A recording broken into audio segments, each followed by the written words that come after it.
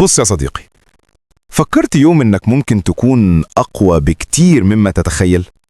مش بالقوة الجسدية، لكن بالقوة اللي بتخليك تصمد وقت الكل بينهار. دي القوة اللي اتكلم عنها الفيلسوف الروماني ماركوس أوريليوس. راجل كان إمبراطور بيحكم آلاف البشر، وفي نفس الوقت كان بيحارب جواه كل يوم. النهاردة هقولك أسرار قوته اللي لو فهمتها هتغير حياتك. أول سر: تحكمك في نفسك هو أول خطوة للحرية. ماركوس كان بيقول: من يغضبك قد امتلكك. يعني لو أي حد قدر يغير حالك بكلمة، يبقى هو المتحكم مش أنت. القوة الحقيقية مش إنك ترد، القوة إنك تعرف إمتى تسكت وإزاي تمسك نفسك وسط الغضب. تاني سر: اقبل الواقع زي ما هو، مش لأنك ضعيف، بالعكس لأنك ذكي كفاية تفهم إن مش كل حاجة في إيدك. ماركوس كتب: اقبل ما يأتيك من الحياة لأن الطبيعة أرادته. الناس بتضيع نص حياتها وهي بتقاوم اللي حصل بالفعل، لكن لما تبدأ تتقبل، مش بمعنى الاستسلام لكن بمعنى الفهم، تبدأ تبني قوتك الحقيقية. ثالث سر: كل شيء مؤقت. ألمك، حزنك، نجاحك، فشلك، كله هيمر. ماركوس كان بيكتب كل يوم عشان يفكر نفسه إن حتى الإمبراطورية دي مش دايمة. كان بيقول: تذكر أن كل شيء يتغير، وأن كل ما تملكه اليوم قد يختفي غدا.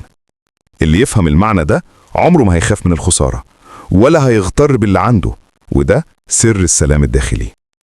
رابع سر: اعرف نفسك، مش بمعنى الأسئلة الفلسفية الكبيرة، لا، اعرف نقاط ضعفك اللي بتضايقك واللي بيخليك تنهار.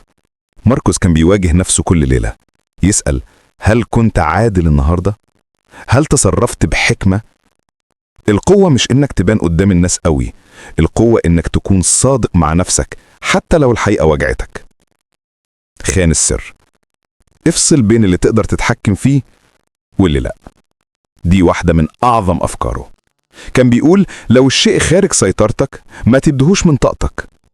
تخيل كمية الطاقة اللي بنهدرها في الخوف من بكرة أو الندم على الماضي. هو ببساطة قال: ركز على اللحظة، اعمل اللي تقدر عليه دلوقتي وسيب الباقي للقدر. سادس سر: عامل الناس برحمة حتى لو ظلموك. ماركوس أوريليوس كان إمبراطور، ومع كده كان بيقول: الناس بتتصرف بغباء مش لأنهم أشرار، لكن لأنهم ما يعرفوش أحسن من كده. القوة الحقيقية مش في الانتقام، القوة في إنك تقدر تأذي وتختار إنك ما تعملش كده. سابع سر: اصنع معنى لحياتك. ماركوس كان بيصحى كل يوم يسأل نفسه: ليه أنا هنا؟ إيه دوري؟ لما تعرف إن وجودك مش صدفة، هتعيش بقوة مختلفة. مش هتسيب الناس تحدد قيمتك ولا الظروف تكسرك. وده يا صديقي هو الفرق بين إنك تعيش حياة عادية وإنك تبقى شخص لا يكسر. ماركوس أوريليوس مات من أكتر من 1000 سنة، لكن كلماته لسه عايشة لأنها مش مجرد فلسفة، دي كانت طريقة حياة.